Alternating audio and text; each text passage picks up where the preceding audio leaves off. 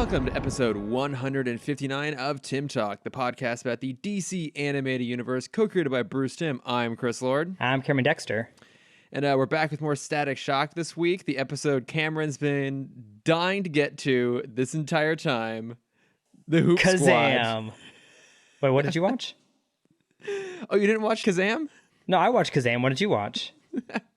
A really shitty episode of Static Shock. Hey, whoa. You're not gonna hate on basketball Power Rangers over there. Which we will get to, as well as the episode Now You See Me, and of course, usual notes from friends at Bat Plugs. But first, a little bit of news. We're recording this before anything major has come out of Comic-Con, so there's really not too much to discuss there. But there are a few little things. Starting off with some what is absolutely sad news for our favorite streaming service, DC Universe, which is now officially no longer selling annual memberships. This is the most substantial nail in that coffin to date, and I'm sad. Yeah, so like, just no one can buy, or can you buy month to month? It's only monthly now. Okay. Yeah. How much longer is your annual membership for? Because it may not last long. That's a good question. And I doubt got they'll it refund at your money. Comic-Con 2018, so that would have been 2 years ago this month. And I think they gave me 3 months free. So, okay. End of October. Okay. Well, we'll find out soon. Yeah. I suspect we're just going to try and log in one day to watch. At that point, what'll probably be Justice League, and it's just going to not work, and no one's going to have told us at all. Yeah. I mean, well, luckily we both have the Justice League box sets. This is true. We can go back to old-fashioned physical media. But, you know, Cameron, as with all things in life, as one thing ends, another begins. And you reached out to me because you had some news that you were so excited about. God. You could hardly contain your enthusiasm. Guys, G4 is coming back. I've shared my love for this network a many a time. I moved to this neighborhood because of this channel. I don't know what to feel when there's like a very minor teaser that came out for it, and when they played the logo sound at the end of that teaser, I had like a full body reaction to it. Like I can't explain what happened. Part of me, like, it was like butterflies a little bit. I wanted to throw up for some reason. Did you have chills? I had chills. Were they multiplying? Were you losing control? It was truly electrifying. Do we... Thank you for picking up what I was putting down. Do we know yet what capacity it's coming back in? No. So this is my concern and problem. Not problem, just rampant curiosity. Mm-hmm. Because everything that was on that channel is now kind of at its peak, or I mean, I might even say just past its peak. Okay. Like, I feel like we're a little past the Ninja Warrior craze. Yeah, but I mean, if we get the original Sasuke back, like, I'll fucking marathon that every day.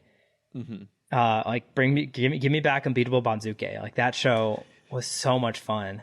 But with that, like, that is kind of past its prime. We are in this era of reality television where we're kind of just blatantly stealing from South Korea and Japan with Masked Singer and what's the one that Keegan-Michael Key hosts? Game On is one that he does with Vanessa Williams and Rob Gronkowski. But it's definitely kind of inspired by kind of the Japanese game show formats where it's like these 3-on-3 minor celebrities coming together situation. Mm-hmm. It's like that aspect of G4 is kind of here. But really, G4 was thriving because there was no other place to get this information.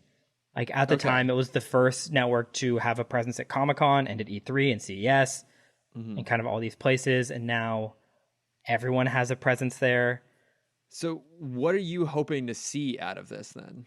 I don't know. And that's my problem. Like, I would love for Attack of the Show to come back. Yeah. But I don't know how you do that anymore. Do you go to Twitch? Is this a CBS platform? Is it on Peacock? I couldn't imagine them making this a cable channel. I think that would be a horrible move. Oh, I can't imagine that either. I mean, there's just no longevity in that at this point. Yeah. And like I can see them kind of taking an audience from Twitch. Like they can, if they make their own platform around G4, you know, that can rival your IGN, your Nerdist, your Twitch if you have, you know, like esports tournaments. Like that wasn't even a thing back when G4 existed, and that's now a booming economy. So do you think they might have to try and reclaim some of the real estate they once had that's now gone off and found success elsewhere? Absolutely. And I think kind of Adam Sessler will be a really integral part of that if they bring him back. Because Adam Sessler kind of left G4 to help run IGN. Oh, okay. And now he's kind of this cranky old man where you can find him at the smoking pit at Comic-Con, just like grumbly talking about video games he doesn't like. So I, as excited as I am, I have to know what they're gonna do. Because even like Kevin Pereira was still doing The Attack on Twitch. He had a daily talk show. Yeah. And I watched maybe 2 or 3 episodes of it. It wasn't the same thing. I mean, sorry, it was the same thing, but it didn't have the same like love and energy. But yeah, I need a little bit more information on what they're gonna do. But hey, the potential's here and the promise that comes with it. So Yeah, exactly. And we're always looking for good news wherever we can find it. And this is maybe some of the best news you could have gotten right now. Yeah, and like G4 had a good amount of just like short content. So even if they just come back in kind of like a YouTube format, and they can make like a news, just be like a G4 news network. Yeah. Do like, hey, here's your around the net for the day. They post a video at 6 p.m. every day, where they just do a roundup of the 10 best videos online. Yeah. Maybe they're gonna go the Quibi approach here and just go for just just super short form content that no one gives a shit about. Just not Quibi. Don't be Quibi. I love that there was a point in our industry where people would say like, oh, it's kind of like Quibi, and use that as a sales point, and now no one will ever say those words ever again. I know. Fucking Katzenberg. I had to give the Katzenberg history lesson to one of my coworkers the other day. I'll refer to that. I didn't have to. I chose to give the Katzenberg history lesson to one of my coworkers the other day. You definitely didn't have to, and I'm sure they regretted it as soon as you did. Oh, they did. They absolutely did. I feel bad sometimes because like I will shoehorn myself into history lessons. Yeah. Okay, so a few other small announcements came out this week, a lot of them revolving around release dates, one of which is that a whole bunch of stuff got pushed back. So like Disney pushed back all their Star Wars films and all their Avatar films another year, and I don't think anyone cared. No. I mean, I like the Marvel stuff, that's kind of upsetting. Yeah, I think people were more upset they had to wait one more month for Spider-Man 3 than they had to wait a full other year for an Avatar film. Oh, yeah. James Cameron did announce that all the Avatar films are pushed back a year. And it's very, like, I don't know if you read the letter. It was very kind of, like, sad. I mean, look, I'm not going to say I feel bad for James Cameron because he's got plenty going for him. But, I mean, this is something he is heavily invested in. There's a whole conversation we had whether he should or not, but the reality is he is. And I do feel bad just for someone who is so passionate about a project having to see it just continuously get delayed. Mm-hmm. And I think the longer it gets delayed, the better it's going to have to be to make people care at this point. Because I think this is really interesting. So Tron 3 gets announced. Fans are like pretty excited. And I think the Avatar wait is just like knowing that it's always been coming, that fans are just like, oh, we don't care anymore. Whereas like if Disney had been teasing us since 2010 of like, get ready for Tron 3. Tron 3 is on its way. It's like, oh, sorry, guys, I got to push Tron a little bit. We're going to push Tron a little bit. Yeah, it's like the difference between something you thought was dead that all of a sudden it's coming back versus something that we've been threatened with for a decade. Exactly. So, but, as stuff continues to get pushed because, at this point, the United States, at least, people aren't ready to go back to theaters. Stuff keeps getting moved. So, we now know that Mulan is kind of doesn't have a release date anymore as we're waiting for that to fall in. And then Tenet is now sort of indefinitely postponed. But one of the, I guess we'll call it a rumor slash speculation. is that Tenet might now get what they're referring to as a staggered release, meaning that as more theatrical markets reopen around the world, including China and parts of Europe, and maybe even parts of the United States, whether they should or not, separate thing. But as some markets are opening up, Warner Brothers might be considering releasing in those markets and letting a word of mouth build up before they are able to release in the United States, rather than waiting to release simultaneously or near simultaneously, which is pretty typical for a blockbuster of this scale. Mm-hmm. And I think that, in combination with, and as weird as this sounds, Bill and Ted might start indicating a new method going forward, because it was announced that Bill and Ted's going to be coming out in a simultaneous theater and video on demand release on September 1st. And so that combination of things might be enough to start shaking up traditional theatrical distribution and release, where now it's more just like, hey, we'll start in one place and sort of roll it out staggered, or like, and also start releasing it multiple methods simultaneously. Sort of like a day and date release as well for a big movie. We've seen that done on smaller scale before, but nothing maybe quite the same size as Bill and Ted. And now a lot of people are speculating that might happen to New Mutants, because the one piece of news that's come out of Comic-Con so far is that the New Mutants is going to get a theatrical release Damn on right August it is. 8th. Nothing can stop the New Mutants per their new tagline. And a lot of people think that with an August 8th release, the reality is that's just a matter of weeks away, and theaters won't be reopened by then. So this might just be a minimal theatrical release to basically check off a contract obligation, and then they'll end up putting it up on Disney Plus or Hulu, one of those. Mm-hmm. So I'm just kind of curious, from your perspective, like, what do you think about these changes? Do you think this might be indicative of a new method going forward, even after the COVID lockdown's done? So the staggered release, now that I think about it, that's not a new concept. It's new for us, No. because we Yeah. always get it first. But I mean, there's movies. I'm trying to remember what there was a big one in the past couple years where like it didn't hit China or Australia for like 3 months. So like it makes sense, give the other countries their reward for being smart. And yeah, I think staggered is fine. There is the whole piracy issue with at that point. I agree with you. Like, the stagger thing isn't entirely new. I think it just got phased out over time, primarily because of pirating. That they found it easier to control pirating and also control spoilers if they release simultaneously. But like, from the kind of simultaneous VOD thing, like, I think that holds a lot of promise. Like, Bill and Ted is something that I would totally rent to watch at home. I don't necessarily need to go see it in a theater. I'm curious the price point, because I can see them, if you're given the option, like super upcharging the home version. That wouldn't surprise me. I imagine that initially it's going to be like Scooby-Doo was, which was what, like 20 to rent and 25 to like rent/buy. Yeah. I feel like that might maintain for a little while, but if it starts to get normalized and even bigger movies start to head this direction, I wouldn't be surprised if the price starts to go up more and more. Yeah, I mean, because it's hurting the single white household like myself. I don't know why I even put race in that. It's not a race thing at all. But it is one of those things of like, if you have two people living in your household, or or just a couple, don't have to be living together, it would cost $40 here to see a movie together. Mm-hmm.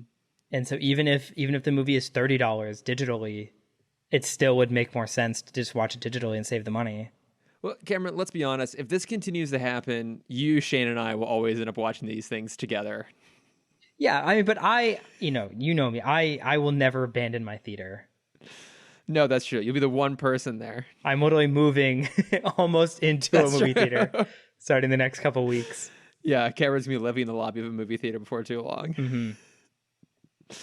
Yeah, so I don't know. Look, this will be interesting going forward. I think also just the industry is desperate for like any sort of status quo change, because as things are right now, it's not working. And the reality is, they have to find ways to get stuff released, because this isn't changing anytime soon. And on top of that, we're now getting a massive backlog of movies. You can keep pushing stuff that's either in the pre-production stage or in partway through production further out. But the reality is, there's a huge just like queue of things that is ready to be released, and the pressure's building, and the industry has to find a way to relieve that a little bit. Yeah, and they're already about to walk over each other. I mean, everything was supposed to explode in November.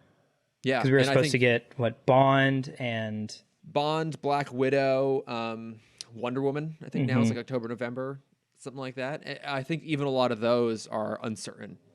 Yeah, I wouldn't be surprised if those also start getting pushed. Yeah. So I think we're going to continue to see more like low to mid tier releases get simultaneous VOD. I think the major blockbusters are still going to hold out. I really don't think we're going to see a Tenet or a Wonder Woman or anything Marvel or a Bond. A Tenet. I don't think that's going to happen, but I think a lot of other stuff will, and I'm not entirely opposed to it. So we've been having this kind of ongoing conversation for a while with this kind of fallout of the big budget movies. Do you think this might be the ebb of mid-tier movies kind of coming back into the conversation? I think it's definitely possible. I think the theatrical model wasn't viable for a long time, but I think now a VOD theatrical combination might be. Yeah, because I think we're going to start to see the shift of, especially in the next couple of years, of theaters just being like, hey, we just need to get money coming in. Yeah. So we're just going to make movies that are going to have like kind of shortened time frames. They're going to be in that like $20 to $40 million bucket. You know, we're going to get the single base films, as Eisner coined back in the late 80s. I mean, I feel like Netflix has been doing that for the last few years already, right? It's like they have greater capability to target their audience than anyone else. And so they're willing to put up, you know, low to mid-level money and now sometimes big money for an audience they know they already have. And so we might just start to see more major studios take gambles on this stuff again because the cost of marketing and distribution wouldn't be what it once was. Yeah. And I think there's two things that come out of that. Every studio now has their own streaming service at this point. Yep. Mine is Viacom, because fuck you, Viacom. I don't mean that. I love you. Hire me, Nickelodeon. But you also have the you also have the situation where we don't know if people would pay for these movies. These are movies of convenience, not of desire. But I think there's greater flexibility to test out pricing models this way than there is with theaters. At the end of the day, like your theatrical ticket price is so dependent on the exhibitors and on so many other factors. Whereas here, the studio can basically just decide. Yeah. You know, they'd be like, okay, we think that people are willing to pay $20 for this one, so let's try it. And if it's not quite what we expect, then maybe the next time around we'll shift one way or the other. All right. Well, should we move on to Hoop Squad? Let's talk about Shock episode of the week. Let's talk about the Shaq episode. Yeah. Okay. Shaq makes a cameo appearance somewhere in the background. Okay. Here, let me talk you through my thinking about this really quick. You never see a super team besides Fantastic Four of 4. It's always 3 or 5 or more. Okay. I think Shaq is the 5th member of the Hoop Squad that's just off doing his own mission. He's so much better than he's the Tommy of the Hoop Squad, obviously. The Tommy? Tommy is the Green Ranger turned White Ranger turned Red Ranger turned Red Ranger again turned Black Ranger. Because these are just Power Rangers. They even have a bad alpha. No, I know. It absolutely is just Power Rangers. But for those of you who don't know what we're referring to, so this episode, Hoop Squad, it sees Virgil and Richie discover that Karl Malone, Steve Nash, Yao Ming, and Tracy McGrady, all NBA stars, are actually superheroes called the Hoop Squad. And so Static and Gear team up with them to fight Dr. Odium, who wants $100 million, or he's going to use his army of nanites to cause a massive earthquake in Los Angeles. Now, Cameron, this has been a hotly anticipated episode for you over the course of Static Shock, extending even all the way back to the beginning of this podcast. Did it hold up? I love this episode. I think it's so corny.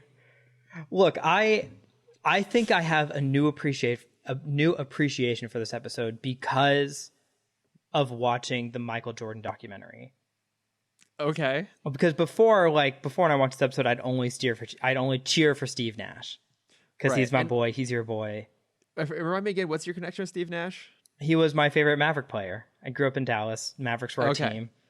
Okay, yeah. And for me, he's like one of the only basketball players I know because he's one of the few well-known people to come out of my university. Yeah, he's Mavs number 13 turned Suns number 13. Great. I only ever cared about him with this episode, and he, in my opinion, has the worst power. Yeah, so let's break down their powers here, because it's a little bit odd. So the whole idea is that they're not superpowered themselves, but there's what is it, like the national. I should have written this down because it's so stupid. Oh, okay. So it's the NBA, aka the National Biotech Authority. Yep. Has built super suits for all of them. So it doesn't really make sense because these aren't biotech suits because they haven't engineered any of them. They're just power suits. But okay, so let's go through the list here. So Karl Malone is the pulverizer. Mm-hmm. And what, he just grows big hands, right? Like his hands just really big and he punches things. Yeah, and they're like strong and they can break things. Okay, so basically he grows Hulk hands. Yeah. Steve Nash is Point Man, and he just shoots like barbs out of his fingertips. Yeah, he has little missiles at his fingertips. I hate it. I think it's the worst power of the group. All right, and then Yao Ming is Center Force, and he's just Stretchy Man. Yep, he's already super tall, so let's make him that much taller. Exactly. And Tracy McGrady is Spin Drive, and he can basically spin like a hurricane, like a tornado. Mm-hmm. Fucking hell. Like I said, you never watched The Last Dance, did you? No, I didn't. Okay. Karl Malone has a big part in that because he was like the one standing in their way of their final championship in 1998. Okay. And so like seeing him in here, I just like felt a little bad for him. It's like, oh, you got the shit beat out of you by Michael Jordan. He's also the only one of the 4 basketball players to actually do his own voice. Really? I didn't realize that. Yeah, because I looked it up. So Phil Steve, Lamar, Steve, you're not doing anything. Look, I don't know what he was up to, but like Phil Lamar, further proving what an amazing voice actor he is, he also voices Tracy McGrady / Spin Drive. Mm-hmm. And then let's see, Karl Malone is voiced by Karl Malone. Jen Sung Outerbridge voices Yao Ming, and Chris Cox voices Steve Nash. Oh, I didn't know that. I'm a little upset by that. Yeah, as you should be. Nash, come on, man. Don't do me like that. Don't do us like that. They couldn't even get the actual basketball players to do their own voices. So Karl Malone, this is 2003. Was Karl Malone on the Lakers? Yeah, based on his color scheme in the episode, I would presume he's on the Lakers. Okay, then maybe it was just like a location thing. Because I assume I assume they recorded this in LA. Okay, maybe he was the only one who could actually get over there. Yeah. Or DC was willing to pay the money to have come over. They blew all their budget on the Shaq promos 3 years earlier. Right. Okay, so I have a lot to say about this, but I want to hear what you liked about it first. Maybe you can try and shift my perspective a little bit on this. So what about it did you enjoy? I love the nanite villain, not Odium. Dr. Odium, but the robot himself that he built. Yes, I love his look. It's very 1940s sci-fi villain look. Yeah, it's an old school like sci-fi alien. He's got this like metallic sheen to him, and he's built out of a bunch of little nanite robots. And he's so liquidy, and I love his animation so much. Yeah, so we see him pop up in the season 4 intro as just like an extra little addition, and I'd say that character design then holds up when we see him in the episode itself. Yeah. What else do I love all the horrible basketball puns. I was thinking about this and just like how hilarious would it be if to hide their identities they just use other sports puns or other sports metaphors. Mm-hmm. Oh, like they just make golf references to try to throw everyone off their scent? Is that Tiger Woods? Okay, that only works if people already assume that these are athletes, which is the dumbest idea. They made a pretty important point that only athletes can power these suits, because who else has the physical dexterity? Yes, that is their justification. Only basketball players have the strength and skills to operate the bioenhancer suits, completely ignoring all of the other superheroes that exist in this universe, some of whom wear bioenhancer suits. Yes. But, I mean, we don't know how good Bruce could be at basketball. Like, we don't know if he is NBA level. He could just be a basketball player who had to become a superhero instead. I mean, to be fair, Bruce Wayne is the original and greatest Mary Sue of them all, where if he Yeah. just needs to be an expert at something, he just is. And the explanation is, oh, he spent a year doing that when he's traveling the world. And like I'm thinking about it, and most superheroes I would expect to be good at basketball.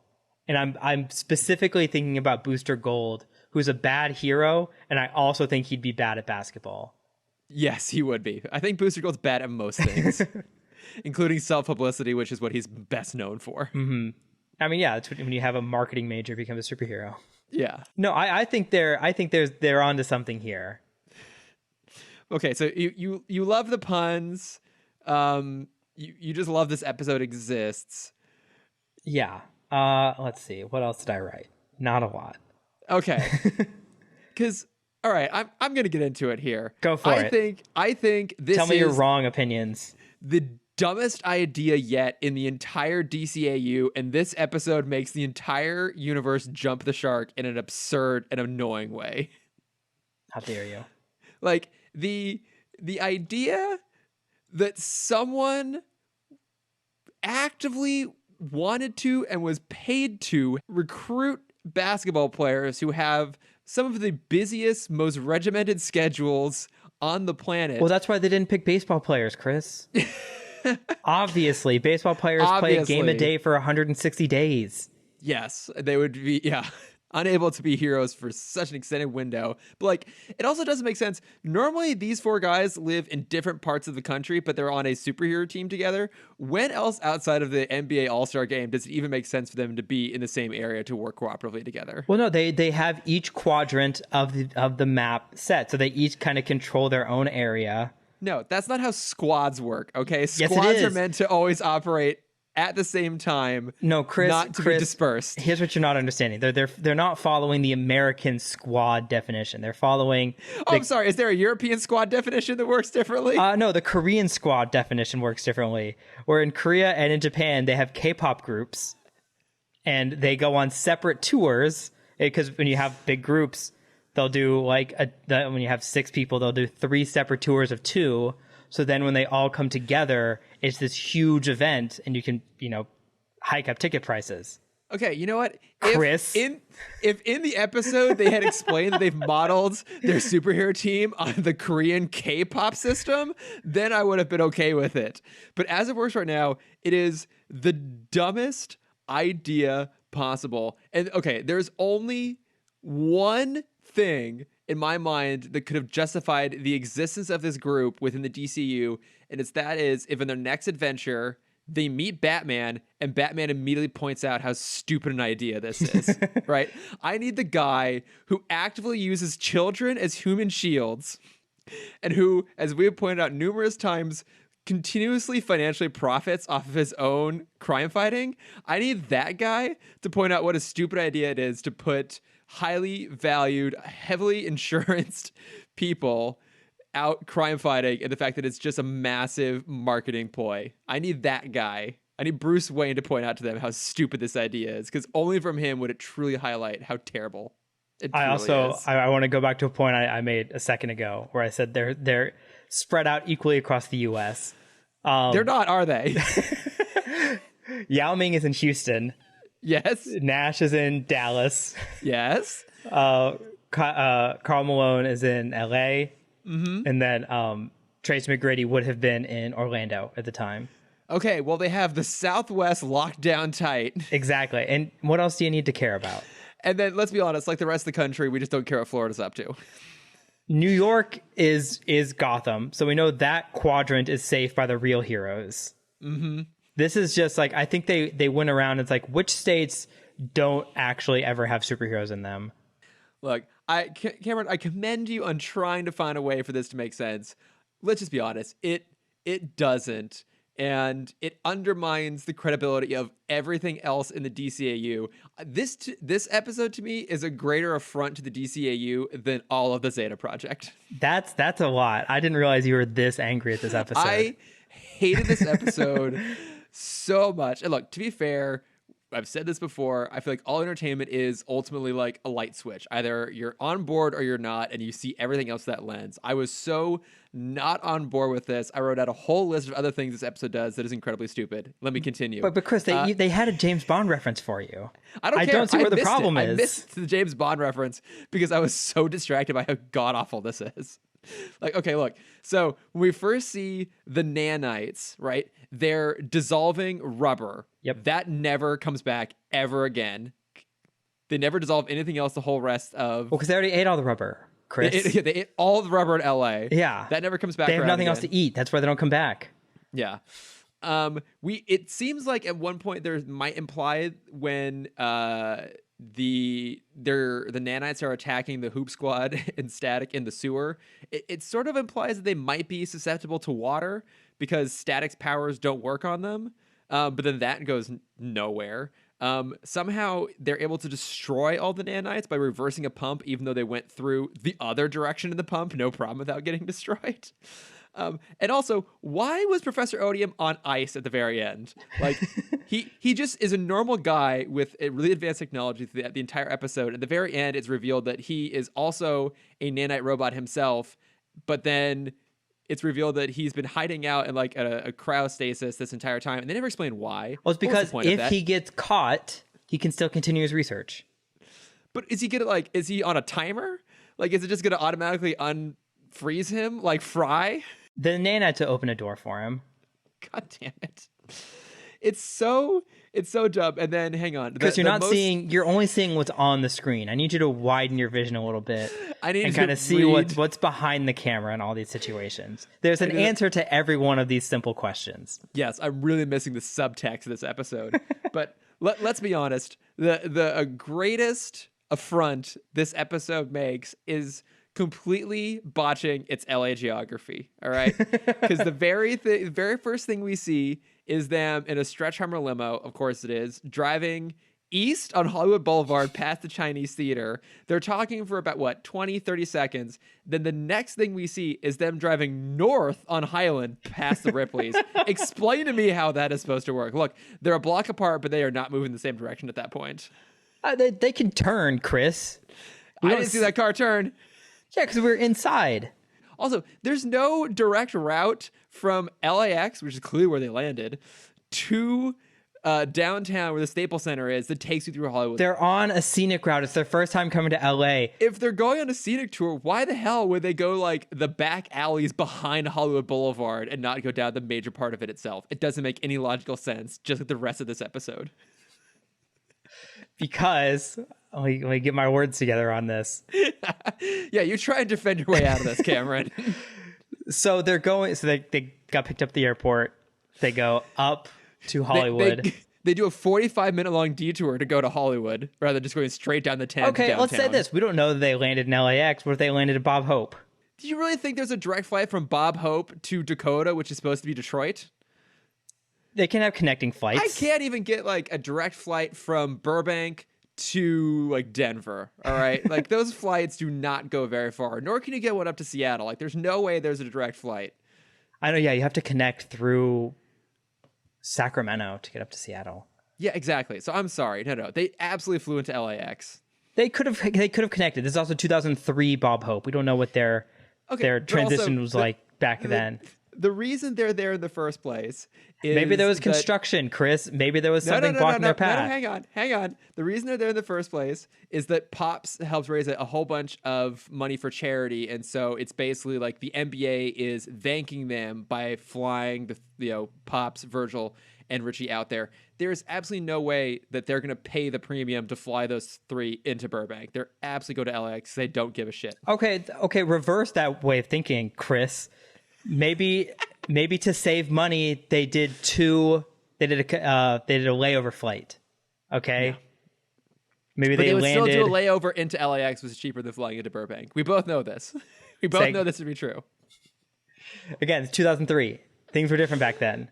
Okay, so regardless, they went out of their way to go through Hollywood. Yes, because they're tourists, and that's what tourists do. Yeah. That's what I'm saying. You would continue on Hollywood Boulevard. You would not make the weird turnaround over by the Roosevelt Hotels and then go north on Highland. And then where would you go from there? North Highland, get on what's the east west? That's 5. What, the 101? The one to get on the 101, and you can take that downtown, Chris. That lets you off right outside the Staples Center. You idiot. Look, God, how are you such a local and so dumb at the same time, Chris? Because I'm a local. That's why I'm so dumb. Look, Because I've accidentally gotten off at the Staples Center, so I'm trying to go to Disneyland because they're one exit apart. People make mistakes when driving, Chris. There's nothing this episode could have done that would have made me forgive it for how stupid it is. Do you critique every film that drives past the Cinerama Dome? Yeah. And then jumps to a different location because sometimes they can do that? Yeah. Also, I will use this opportunity to defend the film Hollywood Homicide from like 2003 with Harrison Ford and Josh Hartnett, which actually does a really good job of maintaining geographic consistency as they go on a police chase from Beverly Hills into Hollywood. They actually do a really good job with that. Yeah, because it's one road. Yeah, but like normally if you're in LA, they'll pop all over the place. Like they are really, really solid. Credit to Ron Shelton on that one. I remember seeing What Happens in Hollywood at the Cinerama Dome, I believe with you. What Happens in Hollywood? Sorry, that's not the movie. What was Tarantino's last film? You didn't see it with me because I saw it on a plane. Okay. But Once Upon a Time in Hollywood. Once Upon a Time in Hollywood, thank you. Yeah. I remember seeing that in the Cinerama Dome, and as they drove by it, like an audible applause coming out of the audience. Woo, we're those people. Woo! Yeah, that's where we are. That's where we are. Look, all right. So what other simple problems you have with this episode that I can fix for you? Actually, I've gone through my list. I've gone through my rant. I will give you the one thing I thought was fun in this episode, which is when Pops calls and wonders where the hell Virgil and Richie are because Virgil's still at the Hoop Squad because Richie's been kidnapped by Dr. Odium's robot. To get out of it, Karl Malone just grabs a phone and it's like, hey, it's Karl Malone. I'm hanging out with Virgil. Do you mind if we like chill with him for a little bit and come back later? And Pops is just like so flabbergasted and so thrilled that his son's hanging out with Karl Malone. He's like, yeah, sure, do whatever the hell you want. I don't care. I thought that was the best yet excuse to get Virgil out of trouble for not being around. Yeah, that's amazing. Yeah, that's the one. Literally the one thing this episode gets. I'll share my one singular problem with this episode. All right, let's hear it. There was a line spoken by Yao Ming that was incredibly offensive to me. Mm-hmm. And it's when Virgil doesn't even say anything smart, just repeats what the doctor had just said. Yao Ming says, wow, you're pretty smart for a short person. And I'm like, you know what, Yao Ming? Cameron? Fuck you. See, as a person of a slightly above average height, I didn't really have an issue with it. I don't really see any problems with this episode, Cameron. It's a great episode. I remember playing like NBA games as a kid and thinking, because Nash is 6'3". Yeah. Thinking that like, I can't wait to be that, like I being nervous I was gonna be that short growing up. Wait, you were nervous that you were only gonna be 6'3"? Yeah, because I didn't have any, like, when you see like basketball players in a video game or in real life on a court, like through the TV, not in person, there's no like height indicator of how tall people are. Like you don't fully understand what 7'6" looks like. They really should have a guy running around just with 2 yardsticks stacked on top of each other. Yes. Pace the players just to show you how tall they are. I want the ref to carry like you have like a pole that shoots down the back of his shirt that extends beyond him so you can see exactly like this is what a normal height is and this is how tall everyone else is. Because seeing like 7'6" compared to 6'3", 6'3" is still tall. 7'6" is incredibly tall. Yes. So seeing those comparisons and not understanding that genetically my family is not 6'3". Thanks, Mom. I never understood it. So like because there's like those games where you'd make custom characters. Yeah. And I would set them like, I I can't. I don't want to put him at 6'3", but that's the most honest height for me, being the short person that I am.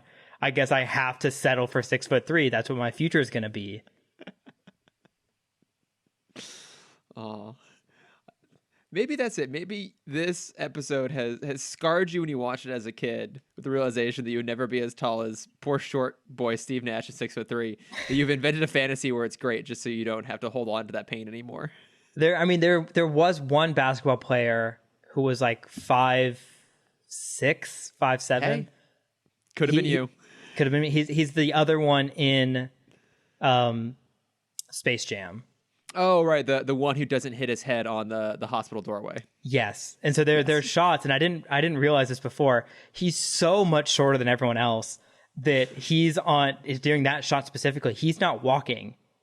He's standing on a dolly, fake walking. Because they couldn't fit everyone in frame together. That is delightful. All right. Do you have any other points you want to defend on this god-awful episode of Static Shock, the worst episode we've had yet of the series? I couldn't praise this perfect episode anymore from what I've already said. All I can say is I cannot wait when we get to the season 3 short list.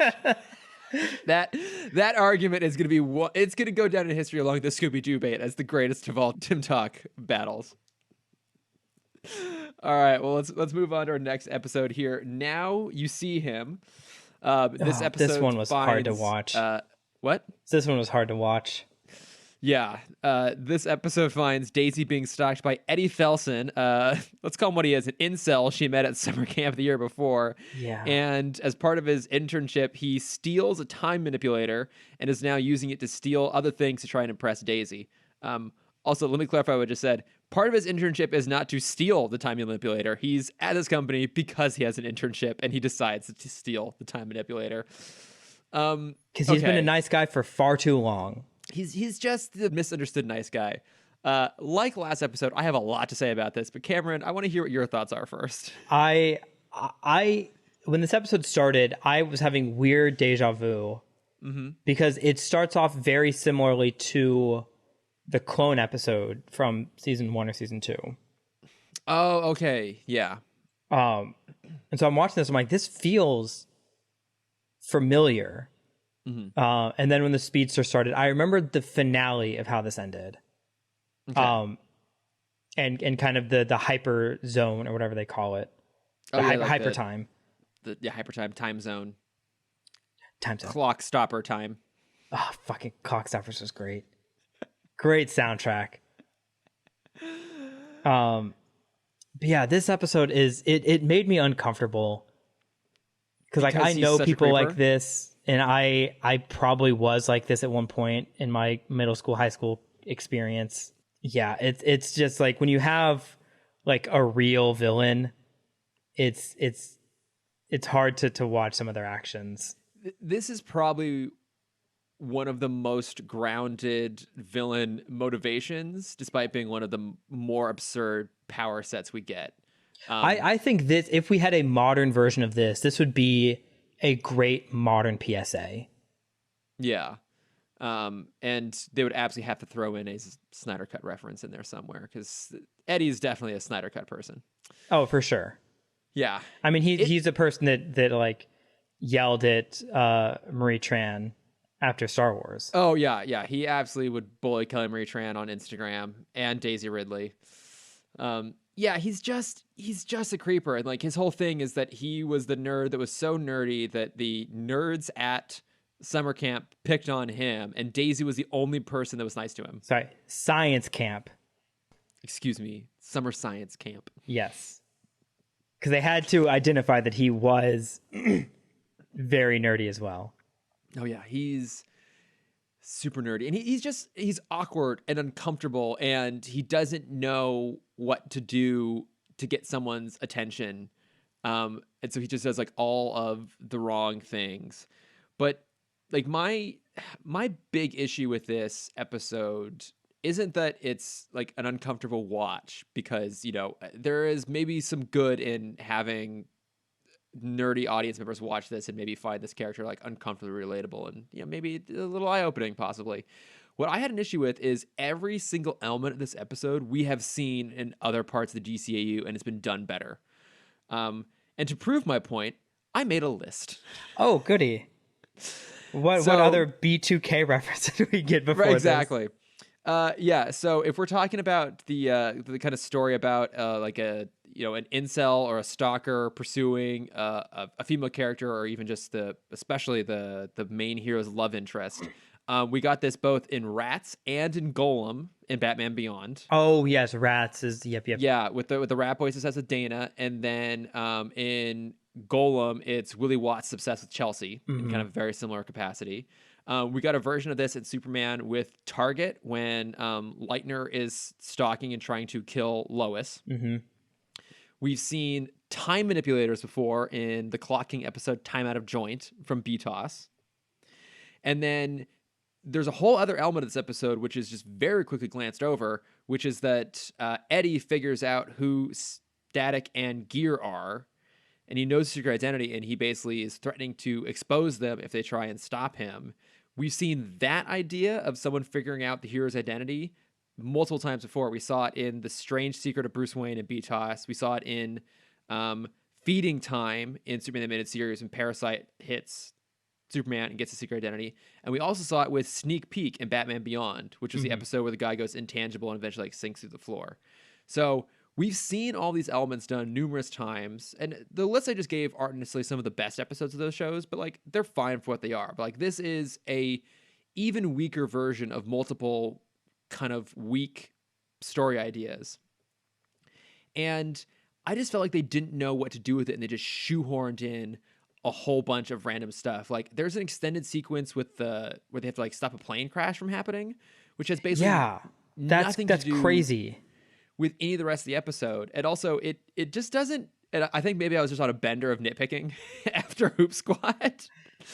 because it's hard. I mean, when you see perfection, you have to find imperfection in everything else. Of course, right? Everything else just crumbles in the shadow of Hoop Squad. But so the whole thing is that the company that designed this time manipulators, which is what Eddie uses to be able to go super fast. Basically, he slows down time. So this is actually the same idea as Time Out of Joint.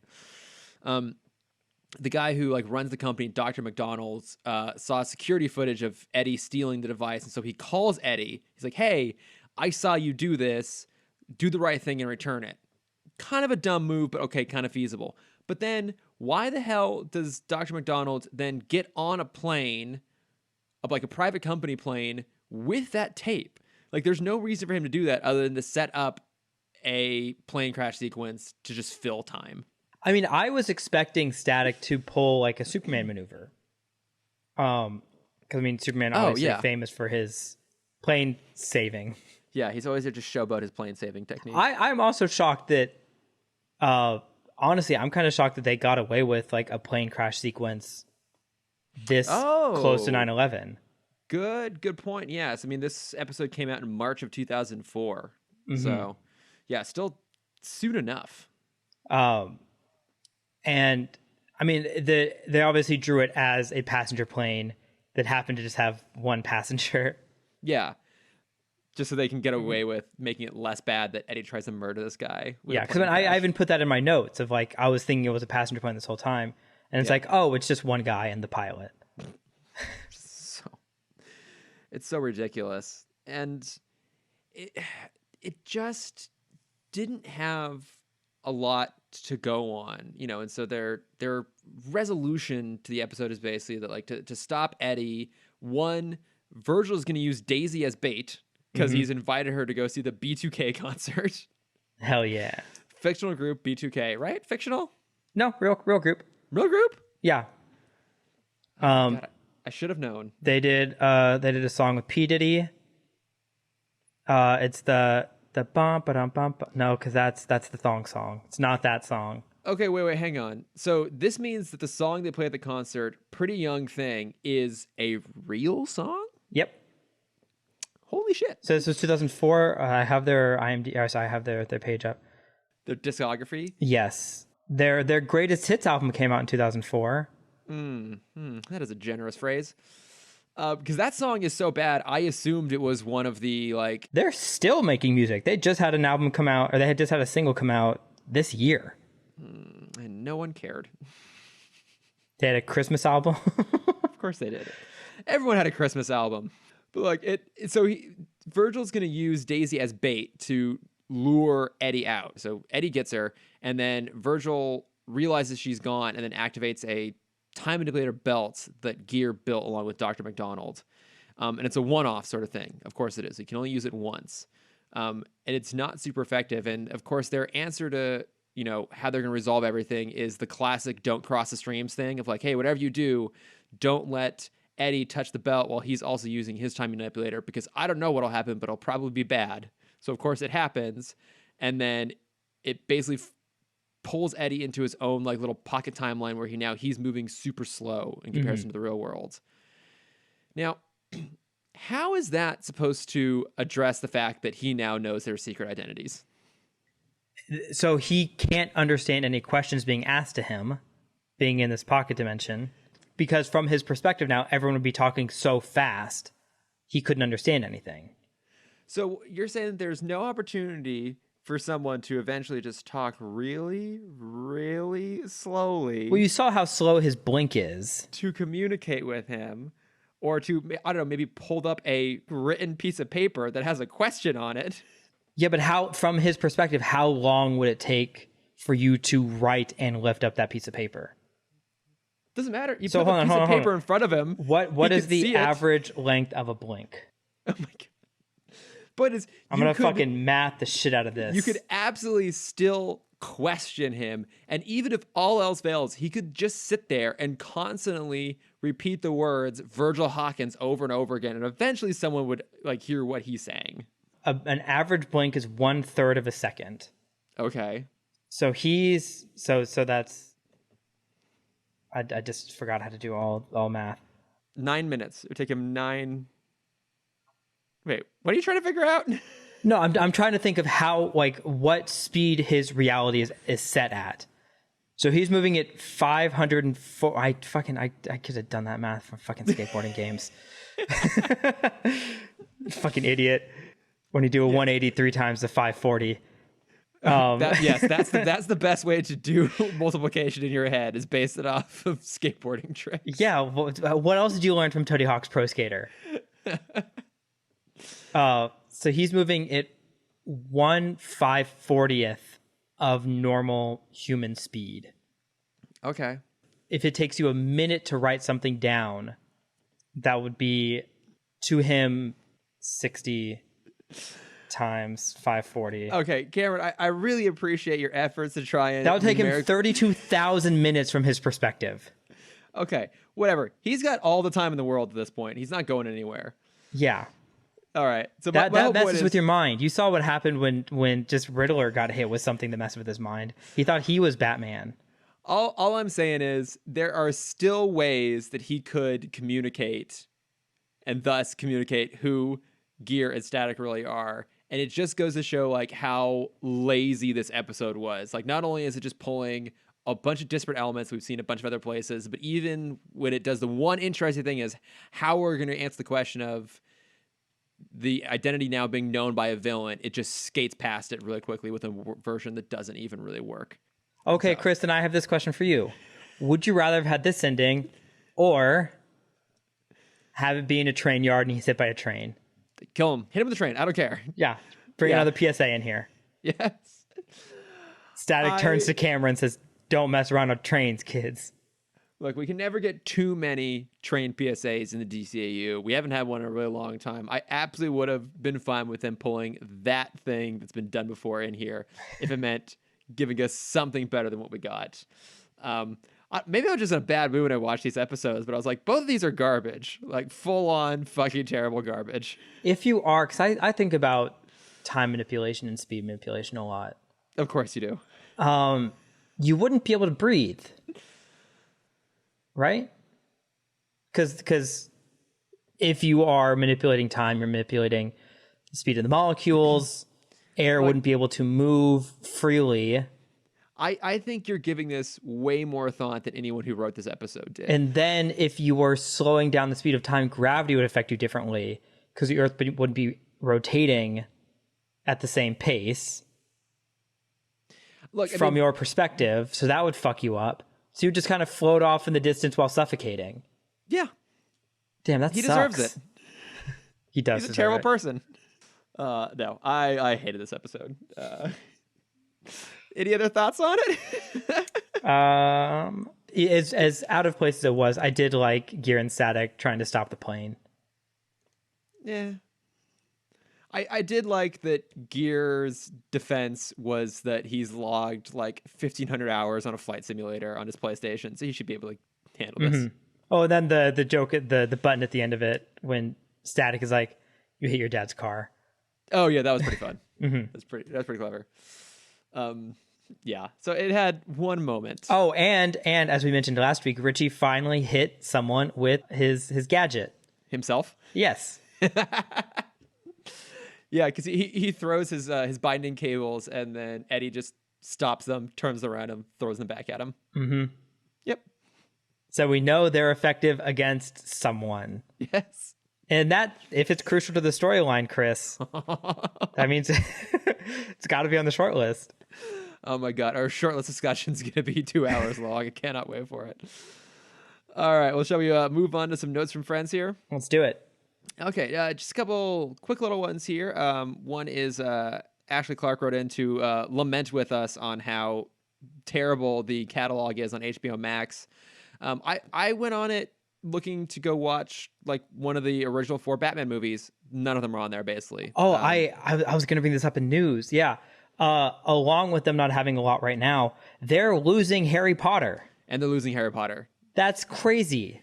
Yeah, because I think they sold the streaming rights to Harry Potter to, I want to say, Universal, so it might end up on Peacock.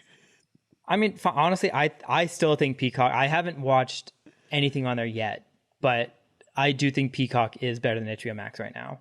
Yeah, no, I think that's fair. But Ashley also had a recommendation, which is to watch the movie Charade. I guess it all depends on how you want to pronounce it. Like a pretentious asshole or like a normal person? Well, we all know who I am. I'm a pretentious asshole, so I'm going to call it a charade. Yes, you can go watch Charade, which I believe is Audrey Hepburn and Cary Grant, I'm pretty sure. Okay. But no, she said it's a great film, kind of like Hitchcock light. So no, I'll definitely go check that out. And then also just want to send a thank you out to a couple podcasts, Pizza and Parsecs. And they do a kind of like a nerd podcast similar to ours. They go over like Star Wars, Harry Potter, DC, Marvel, and so much more. And they were nice enough to, throw like a shout out to us on Twitter and to include us on their Follow Fridays. They did that as well as the podcast, The Geeks Strike Back. Thanks so much, guys. Also does like a cool look at like current events, pop culture movies. So just want to say thank you to both of you for doing that really, really lovely shout out. Much appreciated. That's awesome. So yeah. All right, and then with that, why don't we move on to some bat plugs here? Cameron, what do you got for us this week? I haven't watched a lot of new stuff, but I just watched the first episode of Down to Earth, the Zac Efron series on Netflix. Oh, how is it? It's interesting. Okay. I like the idea. What's the premise? It's him and his friend kind of traveling the world in a similar kind of like Anthony Bourdain style where he's kind of like trying different cultures, but the focus is primarily on how other countries are handling kind of the future global crises of global warming. So the first one is the two of them going through Iceland and kind of going through their hydroelectric plants and one of their other energy plants. Basically, they're almost completely green as a country. Okay, but then at the same time doing like the tourist things of like going to a chocolate factory and getting to make their own chocolate bars. And there's one city in Iceland where the beach sand is boiling underneath, and crazy. So people make bread by burying it in the sand. and it's supposed to come out as like this unique like cake like consistency. And it looked really good. Oh, that does sound really awesome. But my problem with it is, I'm sure Zach is a smart person, and I'm sure he is a very nice person from the stories that I've heard. But when it's him and this guy that he's with, and I don't remember his name right now, Darren, Mm-hmm. the two of them are so bro-y. It's like going on a field trip with a frat house, which is not always a problem. But when they're like, when they're doing like the bread stuff, that's fun. When they're making their chocolate bars, that's fun. But when they're going through like the future of technology and the future of energy plants, and like they're still making the same broy jokes, and I'm like, this feels a little out of place. Maybe a little bit tone deaf. Yeah.